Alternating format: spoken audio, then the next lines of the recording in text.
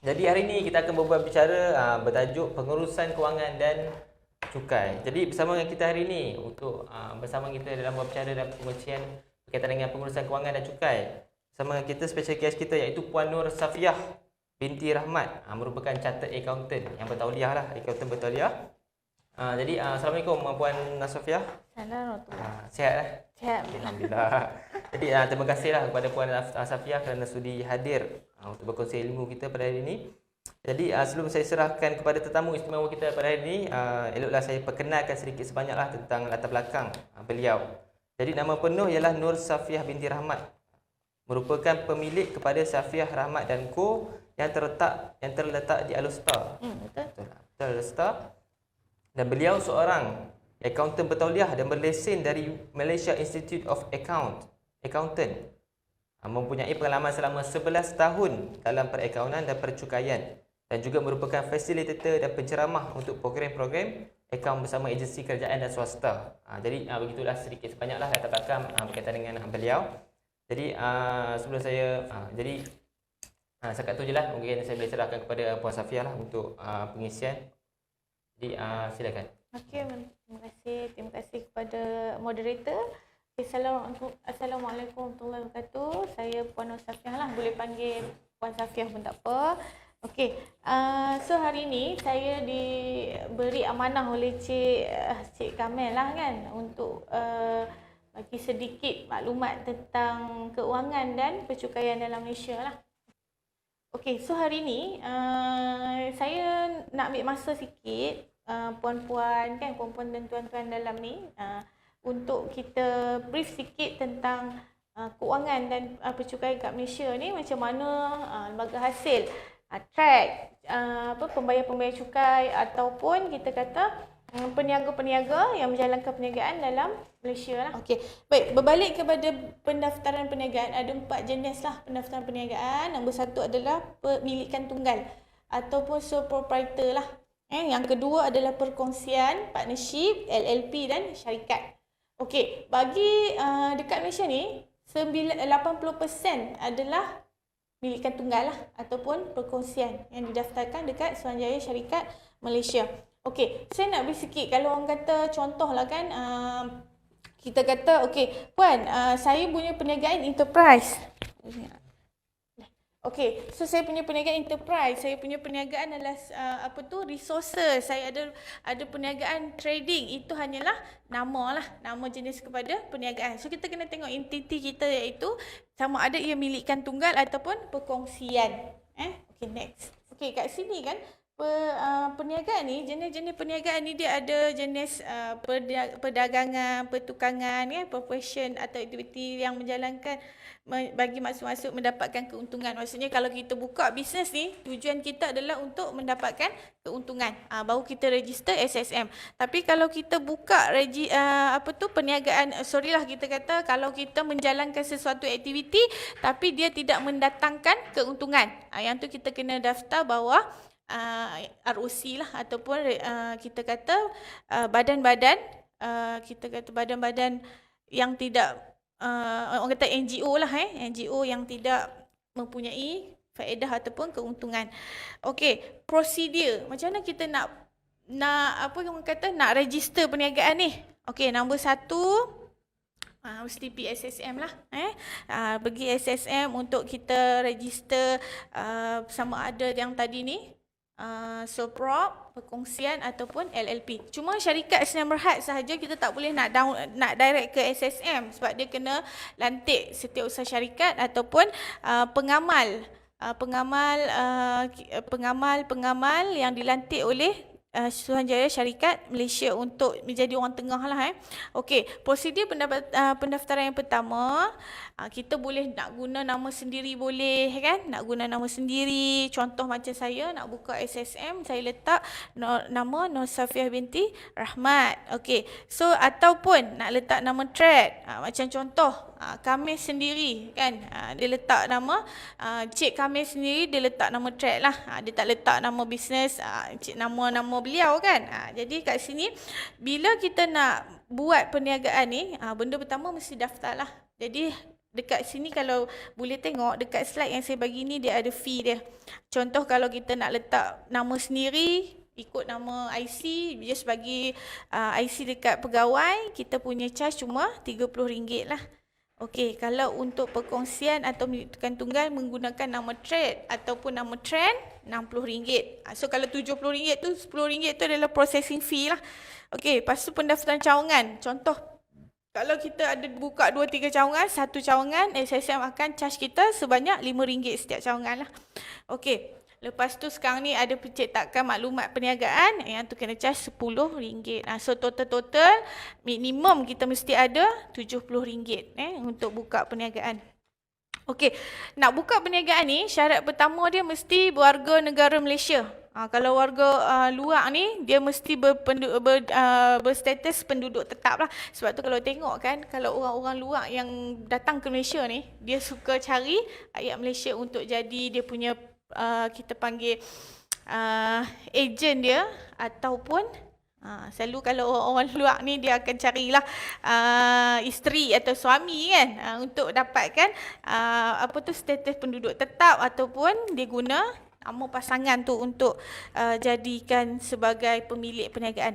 Okey, mesti berumur 18 tahun ke atas. Maksudnya kalau masih lagi 18 tahun ke bawah tak boleh. Tapi orang kata dia boleh menjalankan perniagaan. Contoh kalau macam kata budak-budak kan, dia berminat nak berniaga, kita daftarkan nama ibu bapa tadilah.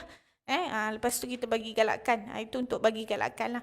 Okey, sebab apa umur 18? Sebab kita kata kat Malaysia ni dia ada status 18 tu adalah kita kata mampu berfikir secara waras lah bila nak buat keputusan apa-apa. Sebab bila kita buat bisnes ni mesti kita pandai untuk buat keputusan lah. Okey, lepas tu pemilik atau rakan kongsi sahaja dibenarkan untuk membuat permohonan. Maksudnya bila nak register SSM ni, kita kena wajib datang sendiri, ataupun kita nak buat perkongsian mesti dengan partner kita. Okey, tanggungjawab pemilik perniagaan. Bila kita dah register perniagaan kita ni, kita ada orang kata apa? Tanggungjawab lah. Tanggungjawab yang kita kena buat.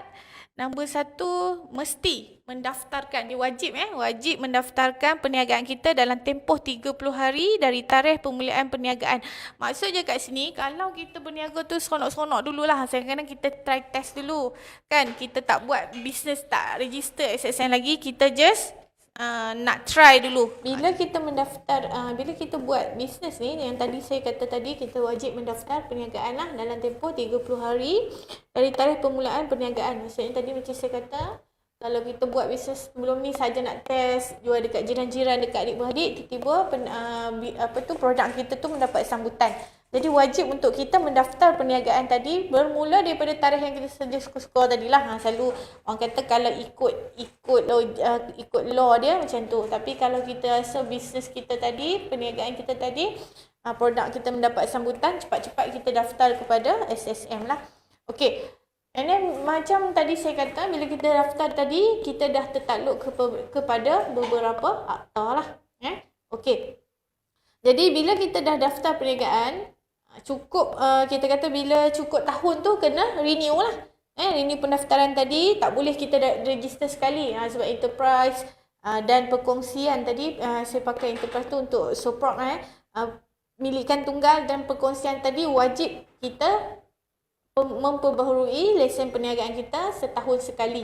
Kena tiap-tiap tahun kena renew. Dia tidak tertakluk bawah syarikat Senayan Berhad lah.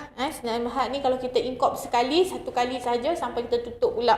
Okey, jadi untuk memperbarui lesen tadi, dia mesti dalam tempoh 30 hari. Tak apa, yang tu biar dulu. Okey, 30 hari daripada tamat pendaftaran kita lah. Kalau lebih, dia ada penalti dekat SSM akan kenakan. Okey, tanggungjawab yang ketiga. Tadi tanggungjawab pertama, daftarkan perniagaan kita. Tanggungjawab kedua adalah bila mati SSM kita guna wajib renew dalam tempoh 30 hari. Yang ketiga adalah bila kita register SSM tadi, wajib untuk kita mempamerkan sijil pendaftaran perniagaan di permis ataupun tempat yang boleh dilihat lah. Kalau kita ada register bisnes tadi, kena letak elok-elok. Kalau contoh macam letak dalam frame. Sebab tu kalau kita tengok dekat kedai-kedai, kalau pemilik yang ada permis ni letak dalam frame, dia gantung. Itu memang syarat, syarat untuk kita menjalankan perniagaan. Okey, lepas tu yang keempat, orang kata tanggungjawab kita sebagai pemilik perniagaan kena letakkan papan tanda, maksudnya signboard lah. You ada permis. Kalau tak ada permis tu tak ada masalah. Cuma kita kata buat banner ataupun apa-apa yang menunjukkan kata kita menjalankan perniagaan. Kalau macam ada permis, contoh kita kena letak papan tanda yang mempamerkan nama perniagaan. Okey, ini untuk orang nampak lah kita punya bisnes. Lepas tu nombor 5, mempamerkan nama perniagaan dan nombor sijil pendaftaran di kepala surat, invoice ataupun lain-lain dokumen perniagaan. So kat sini, saya nak sarankan, kadang-kadang kita jual produk, macam contoh kita jual produk yang kita duk berniaga, apa-apa sahaja produk, cuba latih diri untuk keluarkan resit perniagaan. Kalau orang beli dekat kita, maksudnya kita keluarkan resit perniagaan, buat cop lah, buat cop satu, untuk kita cop resit tadi untuk jadikan sebagai dokumen rasmi perniagaan. Okey. Kesalahan, maksudnya kalau tadi 5 tanggungjawab tadi, kesalahan kalau kita tak ikut 5 tadi ni, prosedur untuk menjalankan perniagaan, dia ada kesalahan di bawah akta pendaftaran perniagaan 1965. Yang pertama, kalau tadi kita kata tanggungjawab pertama, kalau kita buka perniagaan tadi mesti register SSM. Okey, bila kita tak register SSM, apa jadi? Tadi saya kata keluarkan kos untuk register SSM sekurang-kurangnya RM30 kan, untuk nama perniagaan sendiri kalau kita guna nama IC. Kalau kita guna nama trend, RM60 lah. Okey, kita nak keluarkan RM60, kita sayang, tapi sebenarnya itu adalah melanggar akta pendaftaran perniagaan jika disabit kesalahan kalau kita tidak mendaftarkan perniagaan dan kita menjalankan perniagaan.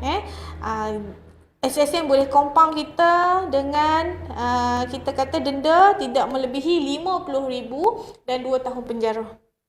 Tak berbaloi lah. Kita nak keluarkan RM70, kita tak boleh, tapi kita boleh bayar RM50,000. Disebabkan oleh kita melanggar akta pendaftaran perniagaan. So bukan mudah nak buka bisnes, tapi kita kata bukan mudah, tapi semua orang macam mana kita kata tak senang lah. Orang kata tak senang untuk menjalankan perniagaan, tapi perniagaan ni menyenangkan kita. Tak senang. Setiap orang, kita rasa kita tak senang nak buka, nak PSSN nak buka, tapi benda tu menyenangkan kita kemudian hari lah. Okey. So siapa yang dalam ni tak buat perniagaan tanpa register, silalah pergi register dekat SSM yang terdekat. Okey. Lepas tu yang kedua, kalau tadi kita kata tak register perniagaan, kita kena denda RM50,000 ataupun 2 tahun penjara ataupun kedua-dua sekali lah. Yang kedua, kalau kita tak pamerkan tadi, kan yang keempat tadi ada tanggungjawab keempat tadi, kita kata kena pamerkan perniagaan kita kan. Registration number tadi, kalau tak mempamerkan perniagaan kita, pengakuan perniagaan tadi, boleh didenda sebanyak RM2,000 dan penjara tidak melebihi 6 bulan dan kedua-duanya. Atau. Jadi kita kata kita dah register tapi tak pamer pun kena penalti juga. Sepi kedai RM2, belilah satu kita kata frame tu, letak kita punya SSM yang muka depan sahaja. Selalu kita pergi register kita akan dapat 3 keping kan. Dia ada maklumat perniagaan, maklumat pemilik kan. Yang depan tu sahaja. Yang depan tu sahaja kena pamerkan. Okey, itu untuk basic perniagaan utama lah. Maksudnya kita nak buat apa. Kalau kita buat bisnes, kita nak buat apa. Yang pertama mesti register SSM. So baru kita akan masuk dalam sesi yang kedua. Macam mana kita nak rancang keuangan ataupun kita nak urus keuangan kita. Ini register SSM, register dah. Lepas tu macam kita nak berniaga. Kalau berniaga ni saya tak payah ajak lah kan macam mana nak berniaga. Tuan-tuan lagi mahir. Tapi macam mana kita nak merekod ataupun kita nak menguruskan keuangan kita. Okey. So masuk kepada keuangan lah yang ni kan. Basic tadi yang untuk perniagaan tu saya kena terang juga sikit sebab banyak yang tanya saya, puan saya tak buat SSM tapi saya berniaga. Boleh, tapi dalam tempoh 30 hari mesti berniaga. Jadi kat sini kalau kita tengok kan, peniaga ni sebenarnya dia ada advantage juga. Maksudnya dalam musim Covid ni kan, dalam musim Covid ni kita berniaga, kita ada SSM, kita boleh mohon untuk geran perhatian yang kerajaan buka 2.0 ni kan, 2.0 untuk siapa-siapa yang berniaga, belum lagi perniagaan mikro yang belum lagi dapat untuk 1.0 hari tu yang dah telah ditutup, government buka balik baru ni. So syarat wajib mesti ada pendaftaran perniagaan. Kadang ni banyaklah panggilan telefon atau WhatsApp kata, "Wah, saya punya perniagaan dah orang kata SSS saya dah mati lama dah. Boleh tak saya pergi renew?" Boleh, kena pergi renew lah, sebab jangan pergi renew sebab nak geran kan. Sebab kalau government dia akan tengok kita punya aktif perniagaan, bukan bila kita renew perniagaan kita. So mana-mana yang dah kita punya expired dah lama nak pergi renew boleh. Lepas tu kalau orang kata rezeki try minta, kalau tak dapat tu kena cubalah kan. Kena cuba lagi lah. Mungkin ada lagi insentif tahun depan ke kan. Try. Okey. Okey, jadi untuk sesi kedua, asas perakaunan. Macam mana kita nak simpan simpan kita punya dokumen perniagaan. Okey, bila kita buat bisnes, benda yang pertama kita kena buat adalah menyimpan rekod perniagaan. Okey, rekod-rekod perniagaan ni contohnya contoh-contoh rekod perniagaan ni adalah invoice, receipt, bil-bil belanja perniagaan kita. Nanti ada lagi briefing yang kita kata yang lebih detail. Cuma kat sini bila kita buat perniagaan, benda pertama kena simpan rekod perniagaan. Yang kedua kena buat simpan kira. Simpan kira maksudnya merekod semua usaha niaga lah, merekod semua usaha niaga perniagaan dengan tepat dan sistematik. Maksudnya bila kita buat bisnes, kita keluarkan invoice. Contoh bila orang beli barang dekat kita, kena keluarkan bil. Wajib keluarkan bil untuk menunjukkan kata kita membuat transaksi jualan. Okey, jadi setiap orang kena ada transaksi jualan. Lepas tu sama ada kita kata bila kita rekod bil tu adalah transaksi jualan kan, ataupun orang kita buat perniagaan secara online, orang bank in duit dekat akaun bank kita. So itu pun dinamakan sebagai transaksi jualan. Jadi transaksi jualan ni kena rekod, kena rekod setiap bulan. Kalau rajin tu rekodlah setiap hari ataupun setiap minggu. Habis-habis orang kata habis-habis malas ni kita kata kita rekodlah setiap bulan. Berdasarkan apa? Berdasarkan daripada bil-bil yang kita bagi ataupun transaksi duit masuk dalam akaun bank kita. Okey. Perakaunan.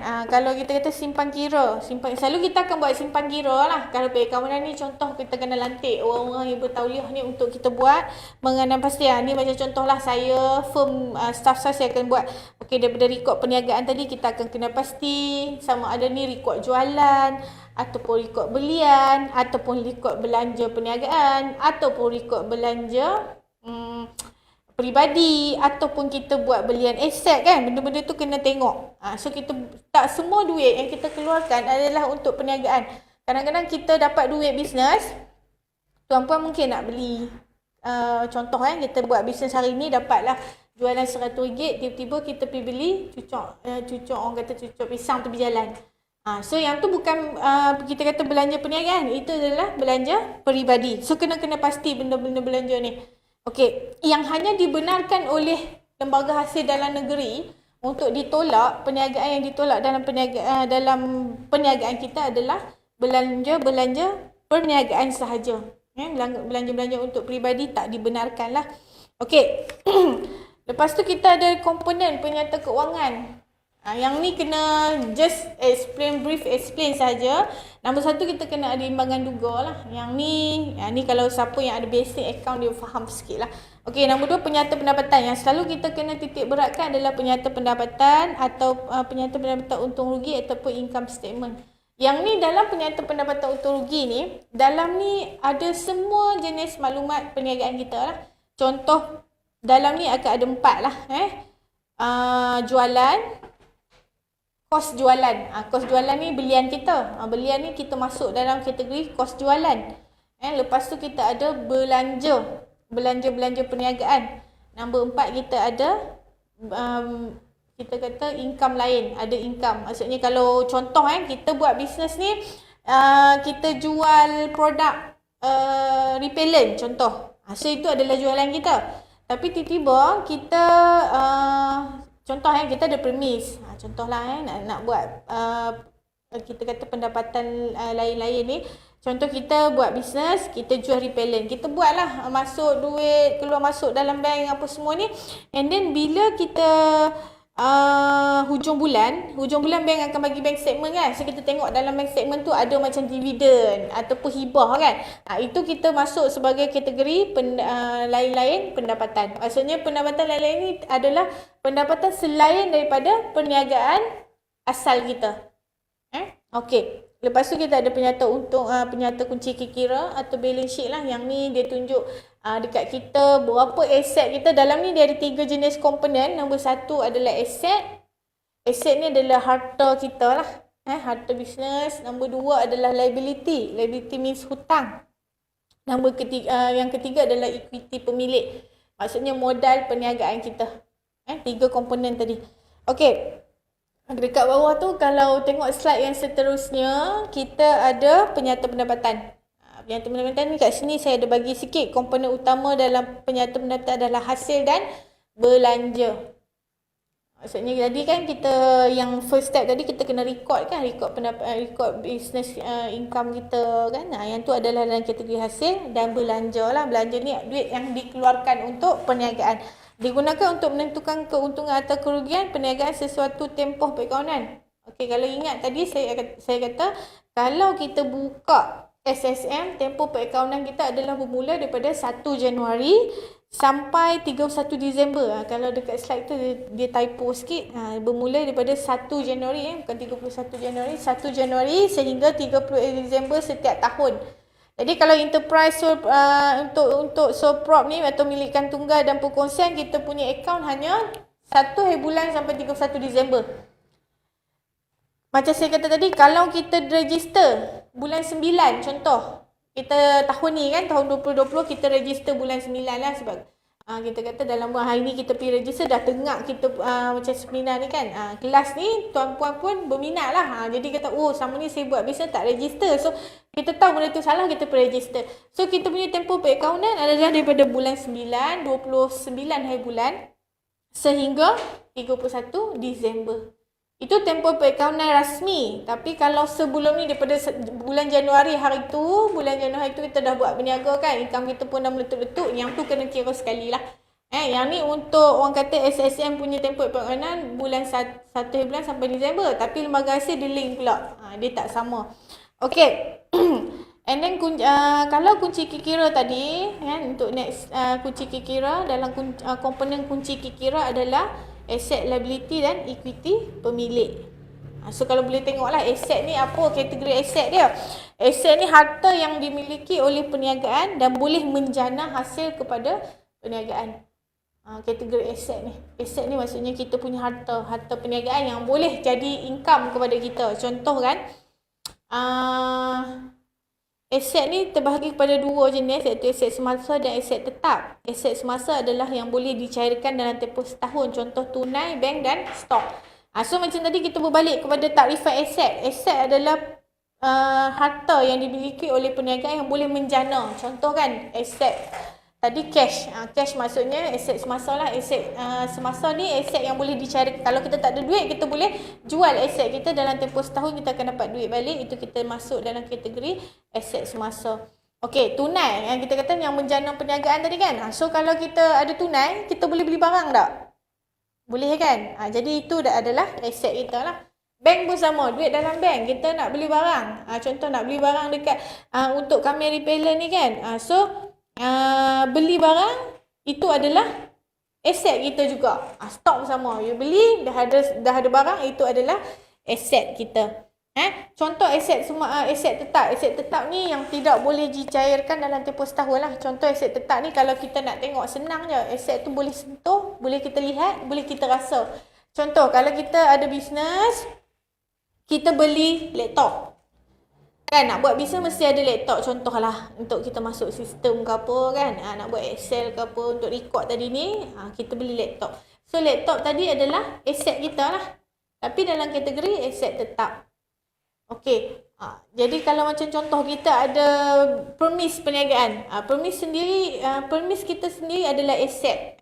Sebab kita nak buat bisnes mesti ada permis. Kalau tak ada permis, tak boleh buat bisnes. Jadi benda tu tadi mendatangkan keuntungan ataupun mendatangkan pendapatan kepada kita masuk dalam kategori aset. Banyak lagi lah sebenarnya aset. Kalau kita nak ulas aset ni ambil masa sehari kan. Jadi just kita nak tahu aset ni adalah benda yang menghasilkan income kepada kita. Okey. Lepas tu liability. Kalau ada aset mesti ada hutang. Maksudnya kita nak beli sesuatu mesti kita keluarkan duit kan. Sama ada kita buat hutang secara third party ataupun hutang kepada adik-beradik lah. Macam third party ni kita kata kita minta hutang bank, hutang daripada badan-badan berkandung kerajaan ataupun kalau hutang peribadi ni contoh kita minta dekat mak ayah, dekat suami kan. Macam tu. Okey, hutang perniagaan yang perlu dijelaskan. Liability maksudnya hutang lah. Hutang perniagaan yang perlu dijelaskan terbahagi kepada dua juga, iaitu liability semasa dan liability jangka panjang. Okey, liability semasa ni hutang yang mampu dibayar dalam tempoh setahun. Contoh kan kreditor. Maksudnya kita buat hutang, kita boleh bayar dalam tempoh setahun, itu liability semasa lah, hutang jangka pendek kita panggil. Kalau jangka panjang ni dia ambil masa lebih daripada setahun. Contoh kalau business loan, selalu bank akan kata okey, buat business loan 5 tahun. So itu adalah liability jangka masa panjang. Kalau kita hutang family, mesti kita akan bayar dalam tempoh setahun boleh habis kan. Jadi dalam kategori hutang jangka masa pendek lah ataupun liability semasa. Dia ada contoh creditor. Creditor means maksudnya penghutang kita. Maksudnya you jual barang, you beli barang secara hutang. Kita ambil barang dulu, bayar esok. Contoh kan, itu adalah kita punya penghutang lah, liability. Okey, yang ketiga kita ada equity. Equity ni modal lah, pelaburan pemilik dalam perniagaan. Contoh modal dan untung bersih. Yang tu. Okay. And then hasil wang yang diterima atau yang akan diterima pada masa depan. Takrifan hasil tu. Wang diterima. Maksudnya jualan kita mendapatkan hasil kan. Yang tu dia masuk dalam kategori hasil. Belanja ni adalah kos perkhidmatan atau barang yang dibayar atau yang akan dibayar. Belanja ni belanja perniagaan saja. Belanja ni ada dua. Satu belanja peribadi, satu belanja perniagaan. Yang dibenarkan oleh lembaga hasil hanya belanja yang belanja-belanja ini ditakdir sebagai belanja perniagaan. Nanti kita akan buka sesi Q&A. Boleh tanya soalan dekat situ nanti nah. Okey, bila kita belajar tentang aset tadi, ada 3 aset, liability, equity, pemilik, modal tadi, dia punya akaun kita ataupun takrifan keuangan kita mesti imbang kita panggil. Persamaan perkaunan aset, jumlah aset kita mesti sama dengan jumlah hutang dan modal kita. Contoh kan, kita beli laptop kita tu aset 2,000 contoh kan. 2,000 dia mesti bersamaan dengan hutang kita lah. Kita nak beli laptop tadi 2,000 menggunakan apa? Menggunakan pinjaman contoh. So kita pinjam 1,000 dekat ayah kita contoh ataupun suami ataupun pasangan tadi 1,000 plus dengan duit kita sendiri. So 1,000 tambah 1,000 kan. Jadi 2,000 bersamaan dengan laptop sebiji tadi. Dia mesti sama. Okey. Dia mesti sama lah. Dia tak boleh laptop kita beli 2,000. Tiba-tiba untuk hutang dan equity tadi modal kita 3,000. So dia tak imbang. So kita kata kalau daripada situ pun dah tak kena, nanti kita nak buat untuk kita kata pengurusan keuangan tu pun nanti akan jadi macam merbor lah. Okey. Saya nak beri sikit pasal hasil dan belanja. Kalau banyak-banyak ni dalam ni cukup untuk kita tahu apa tu hasil dan belanja yang kita nak record nanti. Kita tak payah nak buat full set sebab kita bukan accountant lah. Maksudnya kalau yang dalam ni kan kita just nak berniaga, nak mendapatkan keuntungan. Jadi bila nak mendapatkan keuntungan, kita kata cukup sekadar kita boleh distinguish antara hasil dan belanja. Okey. So hasil ni tadi hasil diperolehi daripada jualan barang niaga atau memberikan perkhidmatan. Contoh hasil ni ada 2 kategori saja. Sama ada kita jual barang ataupun kita beri perkhidmatan. Macam contoh saya punya firm memberikan perkhidmatan. Jadi bila kita berikan perkhidmatan, jadi kat situ kita nak menjana pendapatan. Kita memberikan perkhidmatan. Contoh saya punya firm kita memberikan perkhidmatan perakaunan, kaunseling untuk pengurusan keuangan, cukai kan. Jadi itu adalah perkhidmatan. Kalau tuan-puan ni mungkin hasil tu adalah daripada jualan barang. Daripada jualan barang niaga. Bila kita jual barang, dapat income, itu dalam kategori hasil. So kita record lah hari-hari. Hari ni kita punya jualan berapa banyak kan. Hari ni kita punya pendapatan daripada, contoh kalau kita ada offline dan online, kita kena record berapa kita punya pendapatan daripada jualan offline ni. Maksudnya mungkin COD ataupun kita jual retail kan, orang walk in ke, yang tu kita kena record. Dan satu lagi daripada online kita lah, berapa orang transfer dalam akaun kita kan, kena record setiap hari. Ni kalau rajin. Okey. Contoh perniagaan tadi, butik pakaian, duit yang diperolehi dari penjualan baju dan pakaian. Maksudnya nak tengok hasil ni, kita kena tengok kita buat bisnes apa. Contoh kalau kita buat butik, jualan daripada pakaian tadi adalah hasil kita. Kalau kita buka butik, kita jual kerusi, contohlah kan, rak lah, kita kata rak baju. Kita buka butik tapi kita buat penjualan rak baju tadi. So penjualan rak baju tadi kita tak termasuk dalam hasil perniagaan. Kita masuk daripada kepada pendapatan lain-lain. Sebab dia tak termasuk pun dalam butik. Jadi kita kena tengok nature business kita apa. And then hasil, contoh lain, hasil dari konsultansi dan ubatan yang diberikan oleh doktor merupakan hasil bagi sesebuah klinik. So kalau macam doktor, dia punya business nature adalah consultation. Bila dia buat consultation, dia jual ubat lah. So consultation plus penjualan ubat tu adalah hasil untuk seorang doktor. Okey, ada soalan daripada Puan Hajar. Tahun lepas 2019 saya dah beli telefon dan declare sebagai aset. Tahun 2020 boleh lagi ke beli lagi telefon dan declare sebagai aset lagi? Okey, balik pada soalan. Tadi ada soalan ni kata, okey, saya dah beli telefon 2019. Saya dah declare dalam cukai baru ni. And then kalau 2020 saya boleh declare lagi tak? Selalunya kalau dia ada dua lah, telefon ni kita boleh rekenal sebagai aset ataupun kita boleh rekenal sebagai pelepasan individu. Jadi kalau tanya saya, kalau tiap-tiap tahun kita duk beli aset, masuk bawah ada pelepasan. Jangan masuk bawah aset sebab telefon ni kita tengok telefon harga berapa. Kecuali kalau kita beli, kalau telefon tu kita beli dekat diri sendiri, masuk bawah pelepasan. Maksudnya masuk dekat you declare cukai tadi, dia ada pelepasan kan, 18 pelepasan yang dibenarkan. Salah satu pelepasan adalah pelepasan gaya hidup. So masuk dekat situ lah. Dia tiap-tiap tahun boleh masuk dekat situ selagi government bagilah. Maksudnya kalau kata contoh bajet yang akan dibuat pada bulan 10 atau bulan 11 nanti ni, selagi government tak ada pindahan untuk pelepasan gaya hidup, masih boleh kita claim. Tapi jangan masuk bawah aset lah untuk individu ni. Kalau kita beli aset untuk handphone tadi untuk staff kita, itu boleh masuk aset. Sebab yang tu memang kita contohkan, beli handphone dekat staff ni maksudnya you beli handphone untuk kegunaan pekerja lah, untuk buat sale. Itu masuk dalam kategori aset. Sebab tadi tarifan aset tadi adalah harta yang kita generate income, yang boleh generate income kepada kita. Jadi kalau tak beli handphone dekat pekerja untuk dia pengguna, tak boleh ada income kan. So bila kita beli handphone dekat pekerja untuk pekerja tadi buat bisnes ataupun buat sale untuk kita punya pendapatan, boleh dikira sebagai aset perniagaan. Kalau kita beli handphone dekat diri sendiri tu masuk under pelepasan diri lah. Dekat bawah gaya hidup. Gaya hidup ni ada 3. Satu, kita beli laptop ataupun PC. And then kita beli laptop, tablet ataupun kita masuk kita kata keahlian gym kan. Sebab government sekarang ni kita kata mempromosikan gaya hidup sihat. Sebab lah ni orang kita berniaga duduk dalam office saja kan, tak keluar pergi mana. Jadi government kata okey, banyak rakyat Malaysia ada penyakit jantung, obesity kan. Jadi government kata okey, why not kita bagi satu pelepasan, iaitu pelepasan jadi keahlian gym.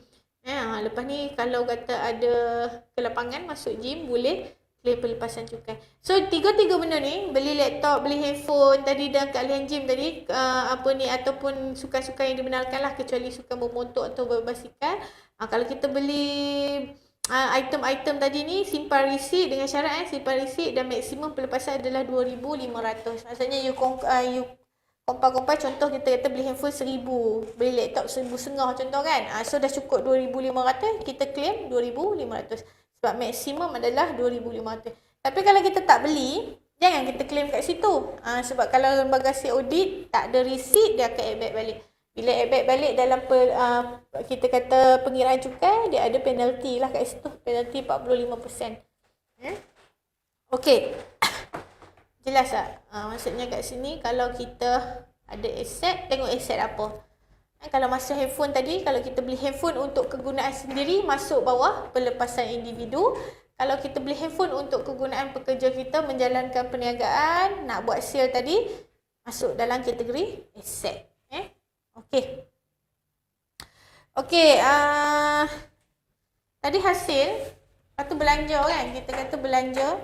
Kalau hasil tadi, hasil diperolehi daripada penjualan barang atau perkhidmatan lah. Apa-apa yang kita buat, ikut nature business kita, kita masuk dalam kategori hasil. Belanja tadi. Okey, belanja adalah wang yang dibayar. Belanja, takrifan belanja adalah wang yang dibayar atau yang akan dibayar semasa urus niaga dijalankan dan merupakan kos bagi sesebuah perniagaan untuk mendapatkan hasil. Okey, belanja ni adalah duit yang kita keluarkan. Kalau bahasa buku ni, yang kalau untuk slide ni, dia kata belanja adalah wang yang dibayar atau yang akan dibayar semasa urus niaga dijalankan dan merupakan kos bagi sesebuah perniagaan untuk mendapatkan hasil. Kalau ni bahasa buku, bahasa mudah dia adalah kita buat keluar duit untuk perniagaan, yang mana bila kita buat keluar duit tu, dia boleh mendatangkan keuntungan balik ataupun mendatangkan hasil. Contoh, kita nak buat bisnes, mesti kita beli barang. Kan? Beli stok. Jadi, duit yang kita keluarkan untuk beli stok tadi, kita masuk dalam kategori belanja lah. Okey. So, kita nak jual barang, mesti kita nak buat postage. Kan? Sebab kita nak bagi barang tadi sampai kepada customer kita. So, duit post tadi adalah kategori belanja juga. Okey, contoh tadi gaji pekerja. Kalau kita tak bayar gaji, tak boleh menjalankan perniagaan. Dia mula-mula sekali, bila kita buat bisnes ni, dia tak perlu nak menggajikan pekerja lah. Kita mula sendiri kan. You buat sendiri.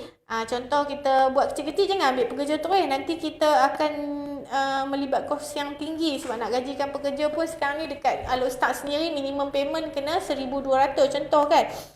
So gaji pekerja kalau kita tak mampu buat sendiri. Contoh you adalah yang kecil-kecil kan, kita buat bisnes kecil-kecil, kita package sendiri, kita post sendiri kan. Jadi kalau kita nak dah besar sikit, nak expand bisnes, wajib gajikan pekerja.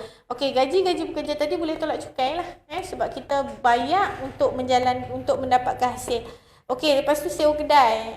Sewa kedai tadi adalah kos tetap. Contoh, you nak buat bisnes, kalau tak sewa kedai, kalau dulu boleh buat kat rumah sebab kecil kan. Tapi dah makin besar, you kena sewa kedai. So, sewa kedai tu masuk dalam kategori belanja. Susut nilai. Susut nilai maksudnya bila you ada aset, contoh kita ada kedai, kita mesti kat kedai tu kita beli perabot, apa semua kan. Jadi perabot-perabot tu ada susut nilai. Jadi susut nilai tu dalam kategori belanja. Bil-bil utility dan sebagainya. Ini contoh lah. Lain-lain nanti boleh tanya dalam soalan. Kan? Bil-bil utility contoh adalah elektrik, telefon dan air. Ini bil-bil utility. Okey. So, untung bersih. Kalau kita nak tahu, bila kita dah dapat hasil dah belanja tadi, hasil lebih besar daripada perbelanjaan perniagaan kita akan dapat untung lah. Kalau hasil tadi lebih besar, contoh hasil kita adalah RM5,000, belanja kita cuma RM2,000, so hasil kita lebih besar lah sebab hasil kita 5, belanja tadi 3, so untung kita adalah RM2,000. Okey, kalau rugi, hasil kita kurang daripada belanja. Yang ni kena tengok balik. Sebab tu kita kena record. Kadang-kadang kita kena tengok, kita ingat kita untung setiap hari. Tapi sebenarnya kita rugi sebab kita tak record lah. Contoh hari ni kita mungkin dapat 100, esok tak dapat apa. Tapi hari ketiga kita dapat 1,000. Kita duk ingat macam, oh untung dah lah ni kan. Tapi sebenarnya tak untung. Sebab apa? Kita tak kira kos kita tadi. Sebab tu saya kata tadi kena record. Okey, rugi bersih kalau hasil kurang daripada belanja. Contoh kalau kita punya perniagaan kita, jualan kita 5,000 tapi perbelanjaan kita 8,000. So kita kena record lah. Kenapa? Apa dia 8,000 ni? Kalau ikut orang buat bisnes macam kita, bisnes yang sama, perbelanjaan mungkin 3,000 tapi kita buat 8,000. Apa dia? Tapi kalau tak record, kita tak boleh nak kita kata nak tengok benda tu apa, belanja apa lah. So kalau kata hasil kita kurang daripada belanja, yang tu kita masuk ataupun kita declare sebagai rugi bersih. Okey. Boleh Okey. Bila kita dah tahu hasil dan belanja ni, kena record. Benda kalau kita nak macam mana pun kena record. Kena belajar buat kita kata pengrekodan lah kan. Pengrekodan setiap hari ni. Jangan malas lah bila kita kena mula. Jadi kalau kita tak mula, kita duk tangguh. Bila kita simpan lama-lama, jadi kita tak berminat nak buat. Okey. So dokumen seterusnya, dokumen perniagaan sebagai sumber maklumat. Kenapa saya kata tadi kena simpan dokumen perniagaan? Sebab dokumen-dokumen ni adalah maklumat lah. Dia memberikan maklumat kepada kita untuk menguruskan perniagaan.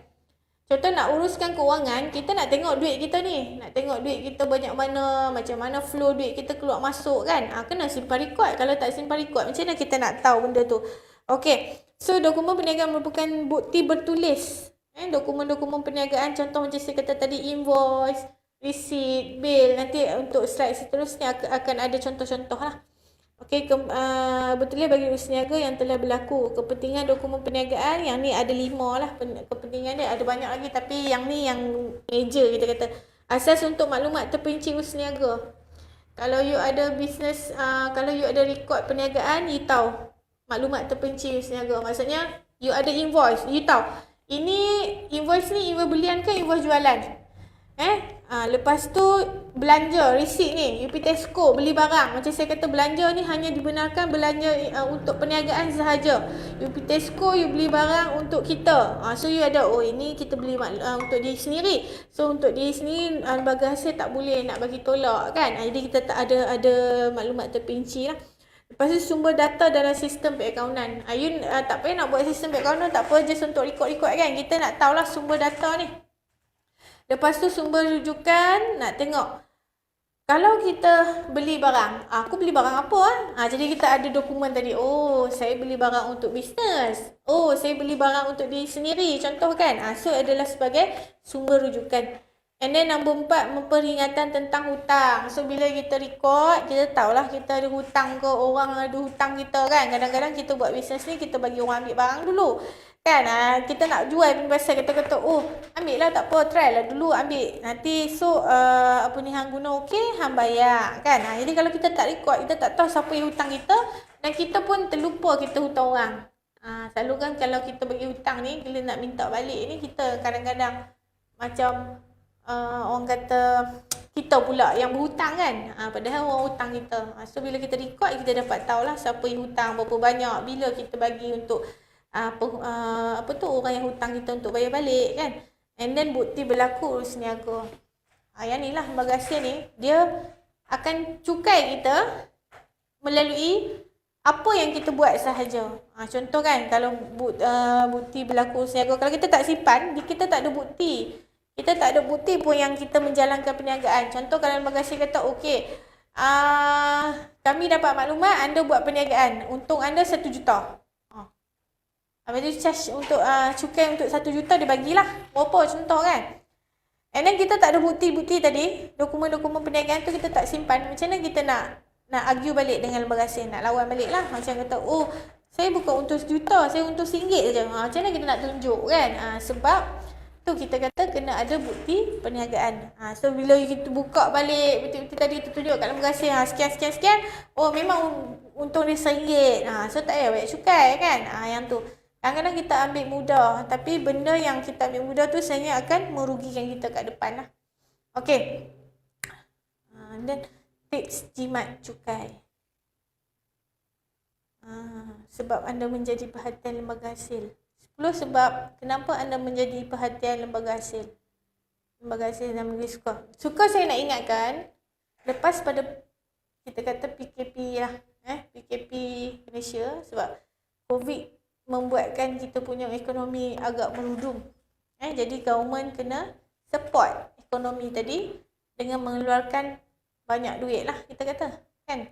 Jadi benda-benda tadi ni mengurangkan income perniagaan. Mengurangkan aggregate pendapatan negara. Jadi macam mana dia nak ambil balik duit tu? Melalui percukaian. Okey, so lembaga hasil sekarang ni daripada sistem yang mana depa tengah test untuk setiap peringkat. Sampai tahap setiap peringkat akan dikenakan cukai ni. Jadi kita tak maulah jadi orang kata antara yang terpilih. Ini kita kena prepare diri kita siap-siap. Okey, jadi 10 sebab mengapa kita jadi perhatian lembaga hasil. Nombor 1 adalah bayaran cukai anda turun mendadak. Ini kalau bayaran cukai kita turun mendadak. Kalau kita tak bayar langsung, yang ni lagilah lembaga hasil seronok tengok. Okey, contoh bayaran cukai anda turun mendadak. Lembaga hasil dia tak suka orang bayar cukai makin kurang kan. Maksudnya bila makin kurang, negara kita income pun makin kurang lah. Contoh kan tahun 2016 kita bayar 120,000. 2017 kita bayar 60,000. And then 2018 bayar 30,000. Makin lama, kurang. Dia tak suka. Then dia akan tanya kita, pasal apa kita punya income makin kurang ni? Ataupun kenapa kita punya cukai makin kurang? So kita ada bukti. Kita kata okey, kurang disebabkan saya dah mahir menguruskan keuangan kita. Ataupun saya dah mahir untuk merancang cukai saya. Sebab saya pergi seminar itu kan, Cik Kamil buat seminar, saya join. Jadi saya dah mahir kan. Okey, so kita makin kurang, jadi lembaga hasil okey lah. Sebab kita ada bukti. Tapi kalau kita makin kurang disebabkan oleh kita tak simpan dokumen. Tahun pertama kita simpan dokumen okey. Tahun kedua tak, orang kata bisa kita makin maju kita tak sempat kan. Lepas tu kita pula tak mahu nak outsource dekat orang luar. Jadi semua kita nak buat. Kita nak jadi Chief Everything Officer, CEO juga kan. Habis semua kita nak buat kan. And then kita dah tak sempat nak buat. Lepas tu makin kurang. Jadi bila kita tak ada dokumen nak tunjuk, lembaga hasil akan penalty kita lah. Sebab kita tak ada cukup dokumen. Okey, nombor 2, margin untung kasar anda jauh dari rakan bisnes anda dalam industri yang sama. Yang ni kena ambil cakna betul-betul. Sebab untuk bulan ni saja, saya punya firm ada 5 kes audit company ataupun audit syarikat perniagaan daripada lembaga hasil yang audit margin bisnes kita. Contoh kan, dia kata untung bersih kasar anda jauh dari rakan bisnes anda dalam industri yang sama. Lembaga hasil dia akan compare dalam industri yang sama. Kalau contoh kan kita jual baju, jadi dia akan compare industri jual baju dengan kita lah. Okey, kita tak tahu dia compare dengan siapa, tapi dia akan ambil average. Maksudnya kalau kita jual baju, margin tu mesti 50%. Contoh kan, margin kasar ni adalah, untung kasar adalah jualan tolak belian. Kalau bersih tu jualan, tolak belian, tolak belanja baru dapat bersih. Yang cukai tu adalah bersih. Tapi yang kasar tadi, semua orang sama. Contoh, kita beli barang 100,000, kita jual barang 100,000, kita beli 50,000. Orang pun buat benda yang sama lah. Kan, sebab harga barang tu lebih kurang sama. Dan kita letak harga pun lebih kurang pesaing kita. Jadi tak jauh beza. So, bila kita punya margin kasar tu kurang daripada pesaing, lembaga hasil tu akan trigger. Pasal apa kita kawan ni dia kurang kan? Sebabkan industri dia margin dia 50%. Jadi dia akan audit kita pasal apa? Mungkin kalau kita ada simpan dokumen, kita kata saya letak margin saya memang kurang pada orang sebab saya kena jual harga sama tapi barang saya dapat tu high sikit pada orang. Tak apa. Tapi kalau bila kita tak simpan dokumen, kita nak jawab macam mana? Kita kena ikut margin yang diletakkan oleh industri lah. Macam saya ada kes nak kena settle jual baju lah, kedai baju, dia compare. Kalau dia compare dengan kita dengan orang yang jual baju kecil-kecil, okey lah. Tapi kalau dia compare kita dengan Jekyll, jam lah.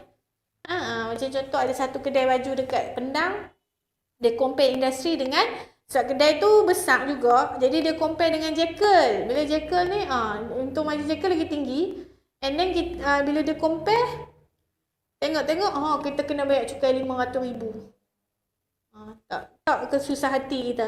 Tapi kalau kita ada simpan dokumen apa, kita lawan balik lah, tak ada masalah. Okey. Industri yang sama lah kena ingat. Kalau kita buat bisnes, kita kena tengok orang yang jual produk kita lebih kurang sama dengan produk kita, kita kena tengoklah berapa margin lebih kurang. Okay, and then 3, anda hebat atau glamour dalam media sosial. Ni semua orang buat. Anda hebat atau glamour dalam media sosial. Sekarang ni lembaga hasil dia ada satu unit yang pantau peniaga online. Banyaknya founder lah yang kena sekarang ni, kita selalu nak tunjuk hebat. Kan, nak tunjuk hebat ataupun orang kata, saya kena buat benda ni sebab kalau saya tak buat benda ni orang tak percaya. Kalau kata kita punya produk tu bagus kan. Jadi pakat-pakatlah berebut tunjuk kereta, rumah, duit berkepuk-kepuk kan dalam FB ni kan. Tunjuk kata sale hari ni 100,000 ni nak pergi bagi dekat founder kan. Jadi kita tunjuk dalam FB. So bila tunjuk dalam tu, kita tunjuk dekat ejen, kita kata nak tunjuk dekat ejen ataupun nak tunjuk dekat customer. Tapi sebenarnya banyak yang kita memancing staff Megasil lah. And then bila dia tengok itu, dia screenshot kan. Saya ada case pegawai Megasil screenshot semua aset-aset kita. Dia panggil audit, dia kata okey ni puan punya ke, yang ni apa-apa. Okey, puan ada buat live tentang apa yang puan ada, mari kita dengar sama-sama. Ada case macam tu.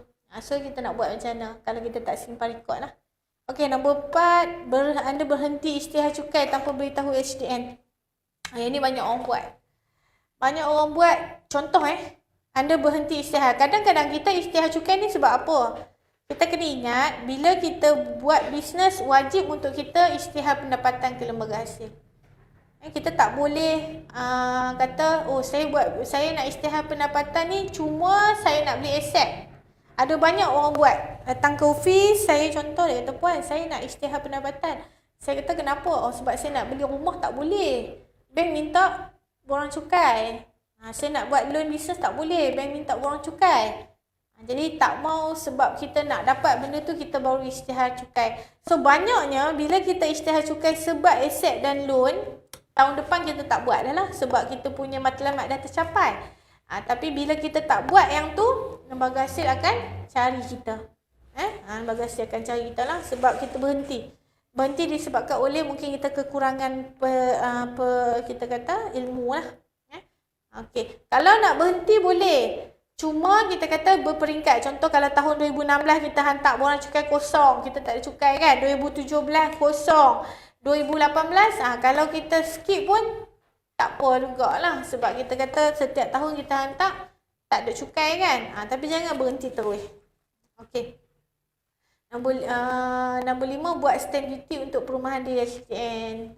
Ni banyak yang jadi. Contoh kan, kita nak beli rumah atau aset, kita mesti ada stamp duty. Kadang-kadang lah ni, bank ada certain bank. Kebanyakan bank dah tak bagi, tapi adalah 1 ke 2 bank akan bagi lagi. Dia tengok kepada bisnes kita, current account kita, kalau aktif dia bagi loan, lulus loan kan. And then kita ingat, aku beli rumah tak buat cukai, dapat pun kan. Jadi kita tak tahu sebenarnya bila kita beli rumah tadi, kita pergi stamp duty, lawyer pergi stamp duty, lembaga hasil dah dapat maklumat tentang kita.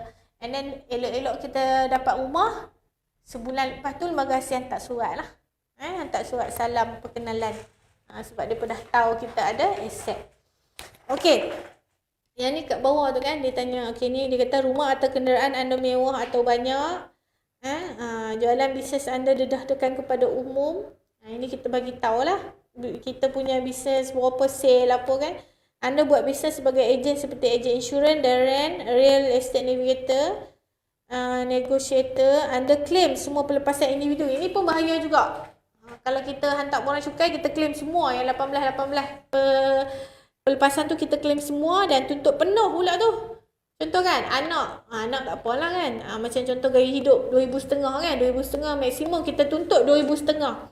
Insurans maksimum 3,000, kita tuntut 3,000. Jadi benda tu kita tuntut penuh, tiba-tiba lembaga hasil audit kita. Tapi kalau dia audit, benda tu ada, tak ada masalah. Yang cerita dia adalah kita pun tak tahu apa yang kita tuntut.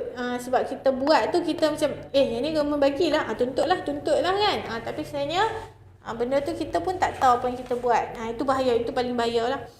And then anda buat bayaran potongan cukai PCB banyak tapi tidak ada cukai dikenakan. Maksudnya kalau ni potongan cukai ni banyak kepada makan gaji lah. Kita makan gaji lebih pada 4,000 kena buat PCB. Majikan wajib atas majikan untuk buat potongan. Tapi bila kita claim balik nanti kita hantar borang, tengok-tengok dapat refund. Apa dia pasal apa ni? Padahal kita duk banyak cukai banyak ni. Then bila kita buat balik penghantaran borang nyata cukai, kita dapat refund, lembaga hasil akan audit lah. Okey, 5 sebab kenapa LHDN suka kita lah. Okey, jenis dokumen, ada setengah orang duk daripada awal kita punya sesi tadi sampai habis tak faham apa tu ataupun tak nampak lagi kan apa dia dokumen perniagaan ni. Contoh kan, bil tunai lah, ni contoh-contoh saja. Okey, bil tunai dikeluarkan oleh penjual dalam 2 salinan. Salinan asal diberi kepada pembeli dan satu salinan digunakan untuk mengikut jualan secara tunai. Okey, yang ni bil tunai. Maksudnya kalau kita buat jualan secara tunai, kita keluarkan bil tunai.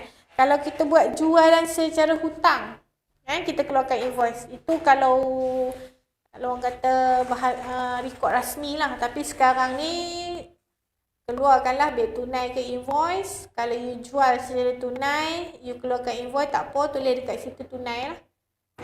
Tapi mesti ada rekod. Mesti ada rekod untuk tunai tadi. Resit tadi mesti ada. Sama ada bil tunai ataupun resit lah yang dikeluarkan oleh penjual dalam 2 salinan. 2 salinan maksudnya satu kita bagi dekat orang, satu lagi kita biar dalam buku tu. Banyak senang pergi kedai RM2 lah ni, murah kan. Mungkin Encik kami sendiri ada jual kan dekat kedai RM2 kan. So boleh pergi cari buku tadi kat Eco ke mana. Jangan beli mahal-mahal, beli yang murah-murah lah sebab kita nak jimatkan kos. Asalkan benda tu memenuhi kita punya matlamat kita untuk record kita.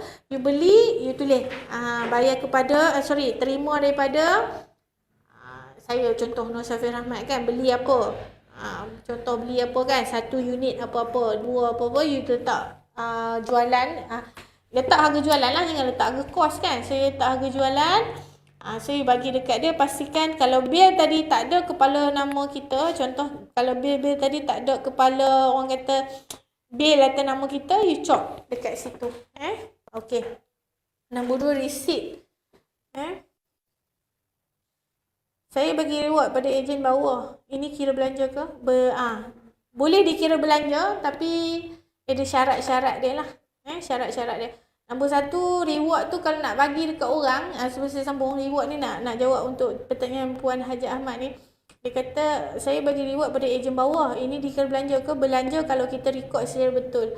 Maksudnya kalau you nak bagi dekat kita punya ejen, nak dikira sebagai pelepasan cukai ataupun belanja perniagaan, kena letaklah kita bagi sikit. Maksudnya macam buatlah satu nota, okey, tahniah anda dapat jualan tertinggi bulan September kan. Lepas tu nama kita punya ejen tadi, nama apa-apa, IC dia. And then bagi dia sign lah, tanda dia terima reward tersebut. Baru boleh dikira. Tapi kalau kita bagi je, tak letak apa-apa, kalau lembaga hasil kata, oh saya tak mau kira yang ni, sebab yang ni semua orang boleh beli kat DC. Contoh contoh reward yang kena jaga betul-betul adalah reward emas. Reward yang kita sendiri boleh guna untuk kita sendiri. Contoh kan, emas, handbag kan, tak kisahlah, telekong lah, apa-apa benda kan. Yang benda tu kalau lembaga hasil kata, benda ni kita boleh pakai dekat kita sendiri. So yang tu mesti berjaga-jaga lah. Kena ada dokumentasi yang menunjukkan kata kita bagi dekat orang tadi. Kalau tak ada, lembaga hasil akan kira kata kita beli dekat diri kita sendiri lah. Bila kita beli dekat diri kita sendiri, tak boleh dikira sebagai belanja perniagaan. Okey. Harap menjawab soalan Okey.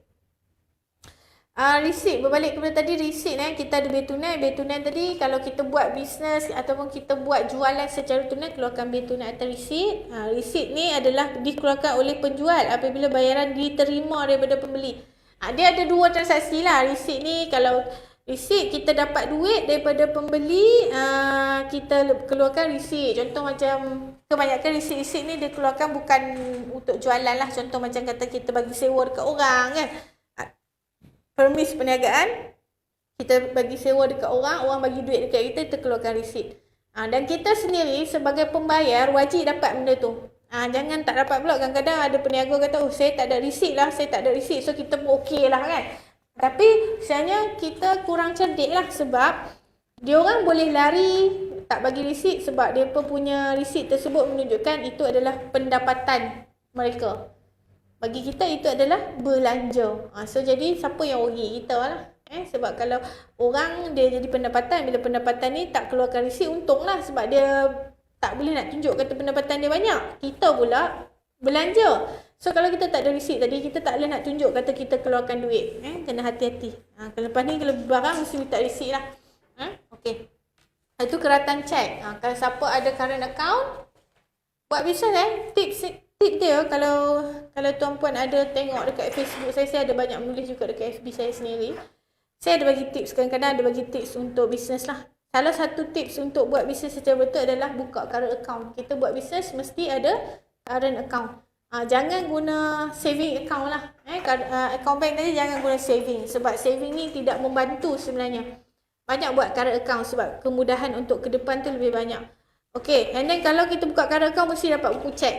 Dekat buku cek tu kita mesti tulis maklumat terperinci di atas keratan cek lah. Maksudnya kita nak bayar kepada siapa kan cek tu. And then dekat tepi tu ada keratan cek kecil je tu kan, kita kena tulis juga kat situ kita bayar dekat siapa.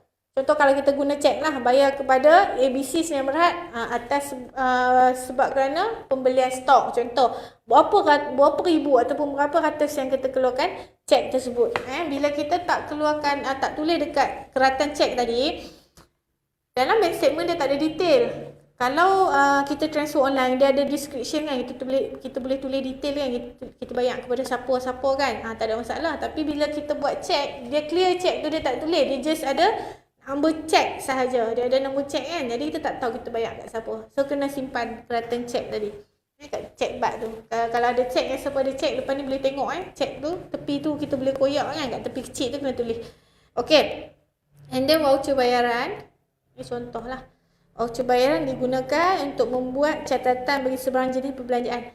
Okey, kalau tadi receipt, kita buat jualan sahaja kita keluarkan. Kita buat jualan kita keluarkan. Tapi untuk belanja, kena keluarkan voucher bayaran ataupun payment voucher. Ini yang orang sebut PV kan. Ini adalah payment voucher. Maksudnya kalau kita beli barang, kita keluarkan, kena tulis sikit payment voucher. Kalau tengok dekat slide tu dia tulis lah pay to kan, ringgit kan, pay to siapa. Contoh kalau kita beli receipt, contoh kita beli stationery kan, tulis lah kita beli stationery pay to Popular Sdn Bhd. Contoh untuk apa, description bawah tu beli barang ataupun beli alat tulis untuk perniagaan, and then amount dia berapa. Dan pastikan receipt ataupun bill invoice yang kita dapat daripada tempat yang kita beli tu kita staplerkan bersama-sama dengan voucher bayaran. Macam ni kan. Perbelanjaan seperti petrol, sewa kedai dan utility. Okey. Yang ni kena buat lah. Kena start buat. Okey. And then invoice. Invoice ni kalau pernah tengok, adalah digunakan dalam urus niaga belian atau belian jualan secara hutang. Invoice macam saya kata tadi, kalau kita beli barang secara hutang kita keluarkan invoice, kita jual barang secara hutang pun kita keluarkan invoice. Invoice asal dihantar kepada pembeli dan salinan disimpan oleh penjual. Ini kebanyakan kita tak keluarkan lah. Cukup sekadar kita keluarkan receipt. Ini kalau Sdn Bhd. Kalau Sdn Bhd kena ada proper dokumen, mesti keluarkan invoice kalau buat jualan secara hutang. Kalau kita biasa-biasa yang enterprise biasa ataupun sopro perkongsian ni, you buka receipt pun dah cukup. Tak payah serabut-serabut lah, buka banyak-banyak. Okey. Yang ni yang banyak orang buat, slip bank. Slip bank dikeluarkan oleh pihak bank untuk merekod urusan penyimpanan wang dalam akaun bank pemilik. So kalau dulu kita isi slip bank dekat kaunter, kita bagi dekat isi kat luar tu bagi kat kaunter lah, kita nak simpan berapa-berapa kan. Tapi sekarang ni kita guna CDN deposit kan. Jadi CDN deposit ni bila kita masukkan duit dalam mesin CDN deposit, kan keluar slip tu simpan. Slip tu kena simpan. Lepas tu ada yang tanya saya, puan, slip tadi ni saya isi minyak petrol apa semua ni, semua terkeluar dia punya karbon. Kan? Karbon dia terpadam. Jadi apa kita kena buat? Okey, so senang saja. You kumpul hari ni ataupun bulan ni punya petrol, contoh yang masuk isi minyak, you kumpul kita kata receipt petrol, lekatkan dalam satu A4, and then photo state tadi staplerkan berserta dokumen asal. Dia memang takkan terkeluar lah. Okey, so kalau untuk isi-isi ataupun slip-slip yang selalu terkeluar karbon. Okey. Seterusnya, dokumen yang penting dalam perniagaan kita adalah bank statement lah. Penyata yang menunjukkan aliran keluar masuk duit perniagaan bagi setiap bulan tertentu. Ini wajib wajib. Kalau kita ada current account, downloadlah anda punya statement setiap bulan. Sebab kalau kita nak buat bisnes, kalau kita nak buat account untuk kira cukai, benda pertama yang kita kena ada adalah bank statement. orang kata selemah-lemah dokumen lah kan. Selemah-lemah iman nak tengok orang ni tengok dalam hati kan. Tapi dalam dalam orang kata selemah-lemah dokumen yang kita ada untuk declare cukai adalah bank statement. Kalau kita tak download, you nak pergi minta balik dekat bank. Satu bank, kadang-kadang ada charge macam contoh Maybank, CIMB kan, dia charge satu line, satu keping. Satu keping bank statement tu RM5, 3 ke RM5. Bayangkan kalau kita ada setahun dan benda tu akaun kita aktif, beratus yang nak kena. Bayang saja kan. Okey, jadi penyata yang menunjukkan aliran tunai keluar masuk perniagaan. Bank statement ni apa, pemilik akan menerima penyata ini setiap bulan. Kalau tak, kebanyakan bank akan hantarlah, akan post. Kalau tak dapat, boleh buat turun dalam pada sistem perbankan internet. Anda dinasihatkan peniaga atau usahawan menggunakan akaun semasa daripada akaun simpanan. Yang ni saya highlight sikit. You buat bisnes nak proper dokumen adalah menggunakan current account. Tapi buka current account. Sebab akaun simpanan ni kadang-kadang nama pun akaun simpanan. Jadi bank akan declare sebagai simpanan kita. Kalau current account ni untuk perniagaan. So kod mana pun baki, kalau macam contoh keluar masuk duit baki hujung tu RM1, RM2 pun dikira aktif. Kalau simpanan ni baki dia mesti banyak lah setiap bulan. Jadi tak sama. Okey, akaun yang aktif membuatkan bank mudah untuk menawarkan pinjaman kewangan kepada pemilik. Jadi macam saya katalah, kalau saving account dia mesti ada baki banyak. Sekurang-kurangnya macam contoh RM1,000 ke atas baru dikira aktif. Kalau current account baki hujung bulan ngam-ngam je. Kupang-kupang pun bank akan dikira sebagai aktif lah, sebab kita tak refer account tu sendiri. Okey. And then slip transaksi perbankan elektronik. Yang ni slip perbankan.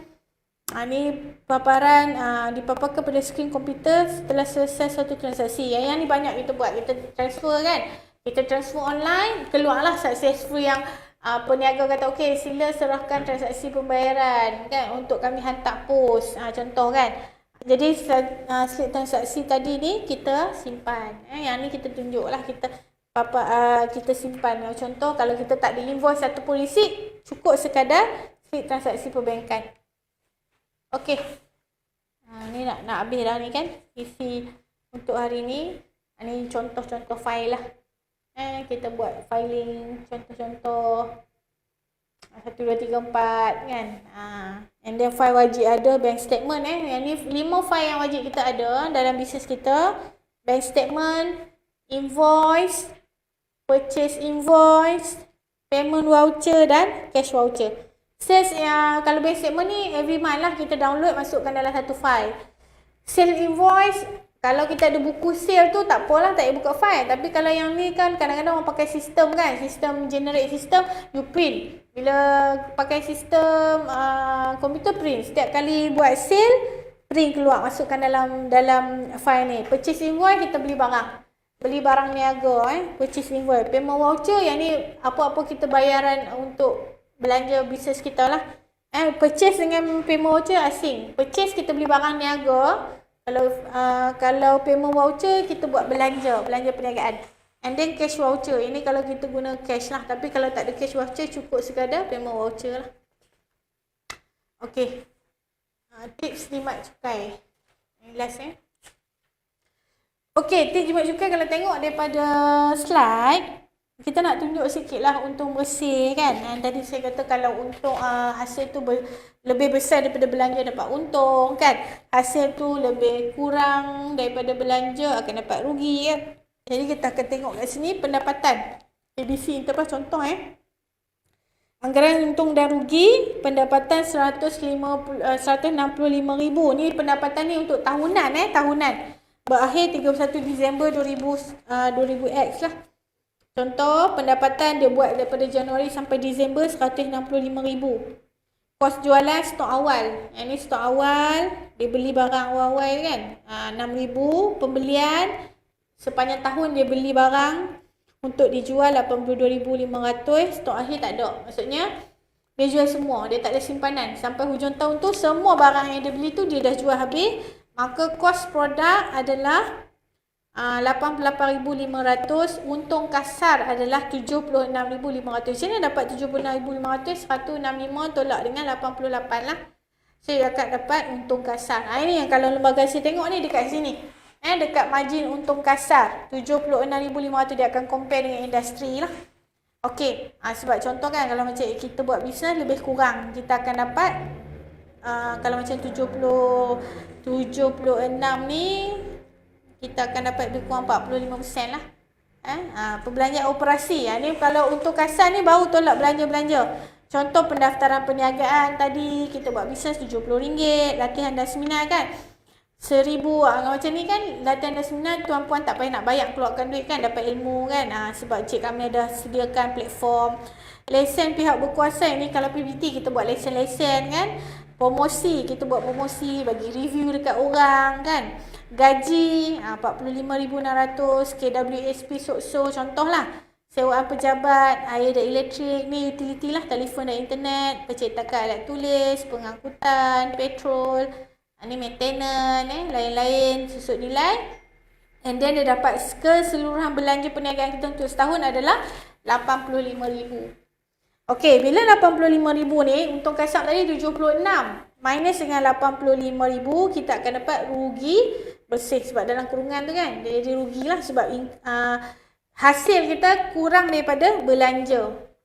Jadi dia akan dapat rugi. Bila rugi ni, jangan semua orang kata, oh saya rugi tak nak bayar cukai kan. Tak. Kita kena tengok, ada daripada sini, bila dah rugi, ada daripada belanja-belanja sini yang tak dibenarkan lah. Tak dibenarkan. Contoh kan, susut nilai. Susut nilai tadi tak dibenarkan oleh lembaga hasil. Sebab susut nilai kita tak keluarkan duit. Kita cuma anggaran daripada aset kita sahaja. So dia kena tambah 9,300 yang rugi tadi kena tambah balik dengan 3,645. So ada lain-lain lah. Kalau nak tahu yang ni kena buat sesi lain lah kan. Ni untuk basic sahaja. Okey. So kalau kita buat balik, kira balik, oh masih lagi rugi, tak ada cukai. Okey, pendapatan bercukai ni kalau melebihi RM5,000 baru ada cukai. Itu pun dia ada rebate tadilah. Bila kita tolak pelepasan, pendapatan bercukai jadi kosong, tak ada lah cukai kena bayar. Okey. Ini antara, kalau tuan-puan tengok ini antara pelepasan yang dibenarkan. Habis dah? Ada.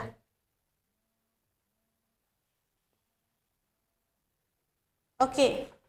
Pelepasan ibu bapa. Yang ni perawatan, ini yang selalu kita buat lah. Pelepasan ada 18 jenis pelepasan. 18 ke 21 jenis pelepasan. Tapi tak semua kita layak tuntut. Tapi kebanyakan orang akan tuntut benda ni lah. Contoh kan nombor 1 ibu bapa.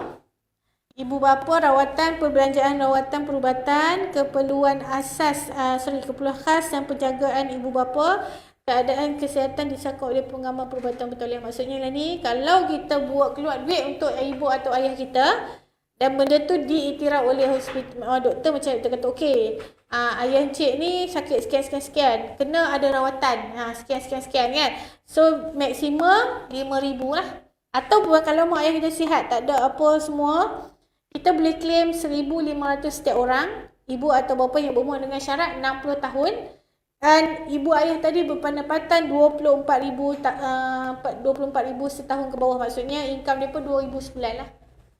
Kalau income mereka RM2,000 sebulan dan ke bawah, layak untuk kita claim kat mereka seorang RM1,500, so total RM3,000 lah.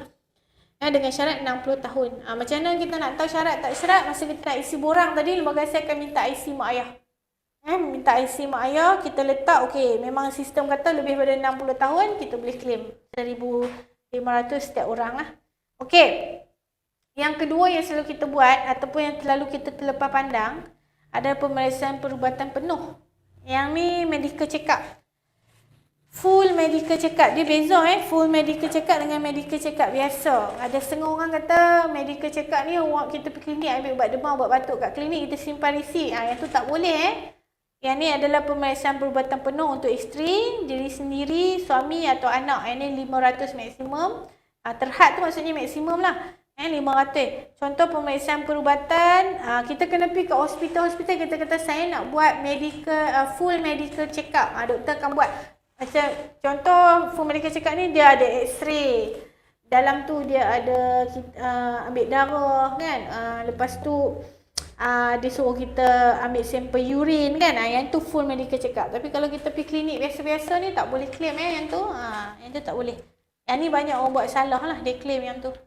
Okey, yang ni bantuan penyusuan ibu. Yang ni siapa-siapa ibu yang ada anak kecil, pembelian alat penyusuan ibu untuk anak bawah 2 tahun dan ke bawah ini sekali dalam 2 tahun lah. Contoh kan pam susu atau storage kan, storage cooler ke apa kan, kita beli. Tapi susu tepung tak boleh, susu tepung ataupun puting susu tak boleh. Ni alat-alat bantuan penyusuan sahaja. 1,500 maksimum. Maksimum ni kalau receipt dalam tu 3,000 pun maksimum kita boleh claim 1,000 sahaja. Okay. And then untuk yang seterusnya adalah gaya hidup. Gaya hidup adalah perbelanjaan untuk kegunaan manfaat sendiri, suami, isteri atau anak. Ini kita beli kat diri sendiri boleh, anak kita boleh, pasangan kita boleh. Gaya hidup yang saya kata, pembelian buku, jurnal, majalah. Kalau kita beli buku warna ke buku sekolah anak-anak ke apa kan, simpan resit. Pembelian komputer peribadi, telefon pintar atau tablet. Bukan untuk perniagaan, maksudnya kita beli tu untuk guna sendiri. Kalau untuk bisnes, kita claim sebagai aset. Kalau untuk diri sendiri ni, kita masuk dalam gaya hidup. Okey, keahlian gimnasium dan pembelian peralatan sukan untuk aktiviti sukan, bayaran langganan, bil internet. Habis-habis teruk pun kita akan claim adalah bil internet lah. So yang mana bujang-bujang ke, yang kahwin ke, asalkan kita bayar declare cukai, start simpan bil telefon anda. Sebab maksimum 2,500. Ini kalau tak claim sayang lah. Sebab yang ni government bagi. Semua orang ada. Kurang-kurang pun ada internet. Okey. Lepas tu anak ini yang dah berkahwin, anak kita dapat, anak di bawah umur 18 tahun, 2,000 seorang lah. Kalau anak di bawah 12 tahun, bawah 18 dapat 2,000 seorang. Kalau kita ada 10 orang anak bawah 18, kita dapat 20,000 lah. Anak ni tak ada limit. Dia ada 20 orang anak, kecuali kalau kita nak sponsor anak orang tak boleh lah, anak kita ataupun anak angkat yang disahkan oleh JKM lah. Okey, lepas tu yang ni insurans KWSP. Insurans nyawa dan KWSP 6,000 terhad. Yang ni insurans perubatan dan pendidikan 3,000. So kalau untuk tahun 2020, 2019 dan ke atas ni, insurans nyawa dan KWSP ni dia buat 3,000, 4,000, 7,000 Yang ni yang 2018 punya ni. Kalau untuk 2019 ke atas macam ni, sekarang ni tahun 2020 kan. Jadi tahun 2020 yang kita akan claim tahun depan, insurans adalah 3,000 untuk insurans nyawa, KWSP 4,000. Total jadi 7,000. Kalau dulu 6,000 mana-mana lah ni dipecahkan. And then insurans perubatan dan pendidikan 3,000. Insurans perubatan dan pendidikan untuk anak-anak dan kita lah, tapi insurans nyawa untuk diri sendiri sahaja. Okey, itu sahaja pelepasan cukai. Antara yang glamour lah yang selalu kita claim dekat kerajaan. Nasihat saya, semua orang yang buat bisnes dia penting sekali nak buat semua ni, yang paling penting ada SSM. Register SSM. And then bila register SSM cukup masa, mulalah kita kata daftar fail kita dekat lembaga hasil. Sebab sekarang ni baik kita serah diri daripada lembaga hasil carilah. Okey, ni Puan Haja tanya, ada barang kegunaan bisnes saya beli dari Shopee dan tak dapat invoice.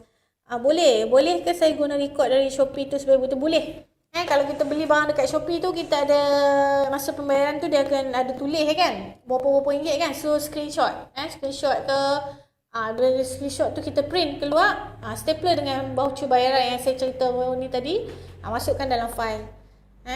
Ada barang kegunaan bisnes saya di Shopee. Kadang-kadang kita boleh sembang dengan penjual kan, kita minta invoice ataupun receipt lah daripada penjual.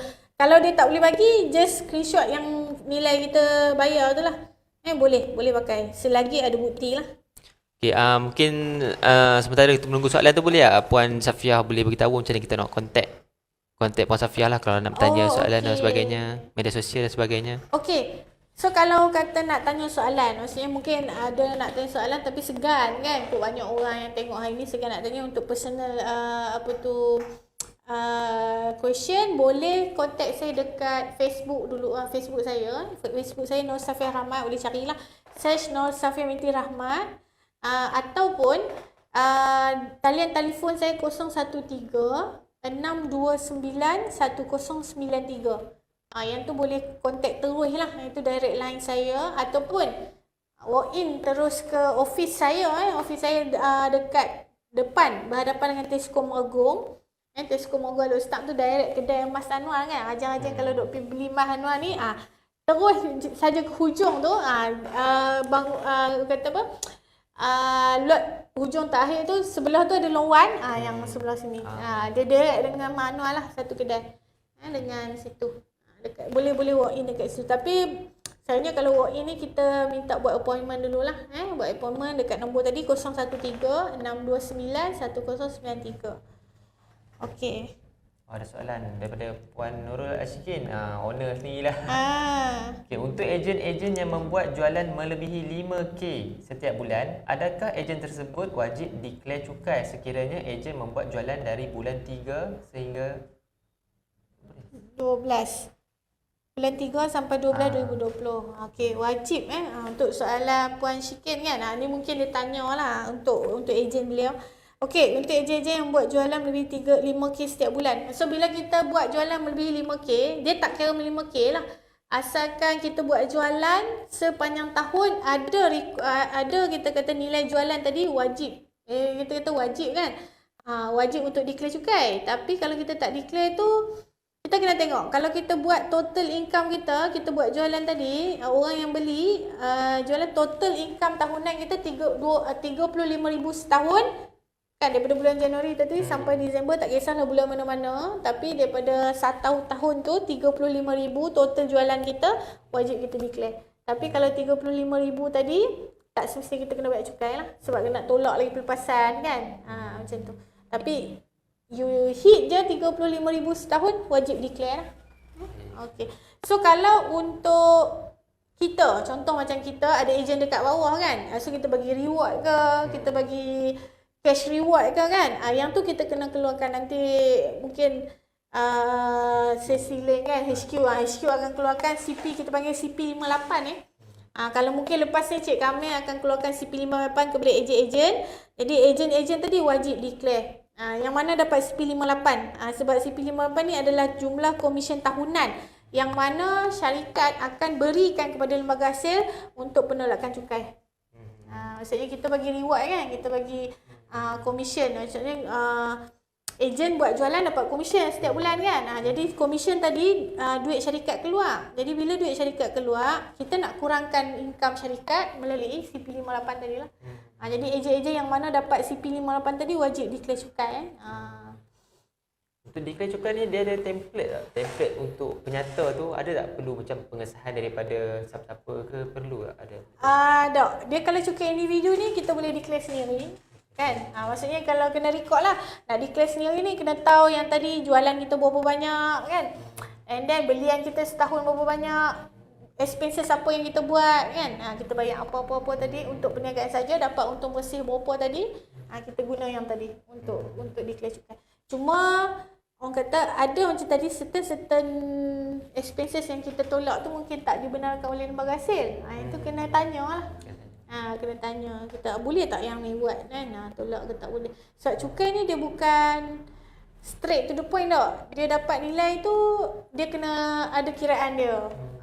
Dia tak boleh kalau kata bagi pihak kita mungkin nak buat sendiri boleh, tapi kena dapatkan orang kata apa, nasihat dululah juga kan. Nasihat dulu untuk ni lah, untuk declare. Saya daftar bulan 9 tapi saya declare tahun 2019 saja, kena penalti tak? Okey. Saya daftar SSM bulan 9 2018, saya declare 2019 saya kena penalti tak? Kalau lembaga hasil tak cari kita tak kena. Maksudnya kita buka bisnes kita bulan 9 2018, 9 jadi 4 bulan lah kita kata kan. 9 sampai 12. 4 bulan kan. 4 bulan. Jadi kalau 4 bulan tu tak aktif dan kalau dalam tempoh 4 bulan tu tak mencapai 35,000 jualan, tak ada masalah lah. Tapi kalau 4 bulan yang 2018 tu dah capai 35,000, kena declare juga. Tapi declare tak semestinya kita kena bayar lah. Kalau tadi soalan tadi kena penalti ke tak? Kalau lembaga hasil dapat, kena. Kalau lembaga hasil tak cari, tak kenal lah. Kebanyakan setakat ni, kalau bisnes kita biasa-biasa ni, dia tak carilah. Boleh ke ejen yang tidak bekerja guna penyata bonus rescue? Okey, boleh. Sebab kita ada CP58 tu. Kalau tu yang kita kata kalau pihak HQ keluarkan CP58 tadi ataupun penyata komisen, dia kira pendapatan. Tapi kemungkinan bank ni dia nak, okey, kita ada penyata pendapatan tapi kita tak declare orang cukai. Maksudnya benda tu takut orang kata apa, bila orang kata orang makan gaji, slip gaji dia adalah orang makan gaji, slip gaji dia adalah bukti income lah. Kan? Tapi kalau orang bisnes ni, slip gaji dia adalah borang cukai. Sebab kita tak ada slip gaji sebab kita buat bisnes kan. Jadi kita hantar isytihar pendapatan kat lembaga aset, itu adalah slip gaji kita. So kalau kita hantar benda tu tally dengan CP58 kita, tak ada masalah lah nak buat loan apa kan. Okay, boleh.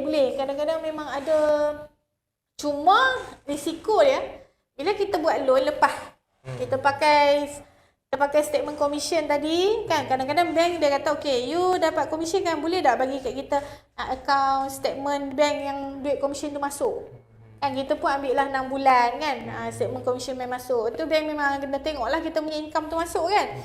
And then bank kata okey, minta IC apa semua, dan proses loan lepas. Risiko dia bila loan lepas tanpa isytihar pendapatan, macam tadilah saya kata, kita dapat loan approve saja, automatik bagasi pun akan hantar surat lah. Sebab apa? Sebab macam mana you boleh lepas loan kalau you tak ada pendapatan? Macam tu. Jadi hati-hati jugalah.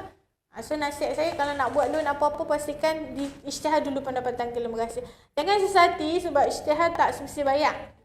Kalau tak isytihar tu, kemungkinan kena bayar tu banyak sebab kena penalti lagi lah. Penalti kat sini bermula 1 hari bulan 9 2019 hari tu 45 ke 300% penalti cukai.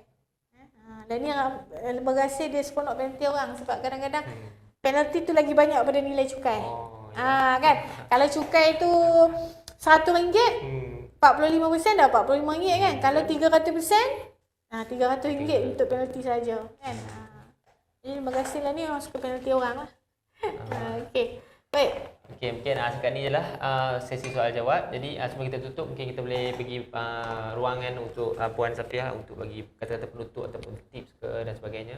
Sebelum kita tutupkan soal bicara kita hari ini. Okey, terima kasih kepada Cik Syamil. Amirul. Amirul. Okey, Cik Amirul kan untuk hari ini.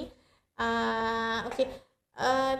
Untuk kita kata nak jadi peniaga bijak nak jadi peniaga bijak, first kena register lah SSM kita lepas tu di isytihar pendapatan, macam saya kata isytihar tak semesti kena bayar, and then start, yang ni yang paling penting sekali, start simpan dokumen dokumen perniagaan, dokumen jualan, belian kan, sebab kita nak tengok, kalau nak isytihar pendapatan pun kalau tak ada dokumen-dokumen ni tak guna juga, sebab kita tak boleh nak tahu berapa expenses ataupun pendapatan kita. And then lagi satu, kalau nak berniaga, nak berjaya, berniaga betul-betul lah, maksudnya you ikut prosedur. Kalau nak berniaga betul-betul tu, buka current account yang sebelum ni yang mana tak ada lagi current account kan, yang masih lagi guna saving, buka current account. Lepas tu cuba ikut step yang saya ajak tadi kan, buat record buat record documentation semualah. Okey, itu sahaja kot untuk hari ini. Setakat tu je. Jadi terima kasih diucapkan kepada Puan Nur Safiah kerana sudi berkongsi ilmu lah berkaitan dengan pengurusan kewangan dan cukai. Jadi mungkin setakat ini saja. Terima kasih kepada audiens semua sebab sudi untuk berada dalam live kita ni, untuk tengok live lah, untuk dapatkan ilmu ni. Jadi setakat tu je. Assalamualaikum warahmatullahi wabarakatuh. Assalamualaikum.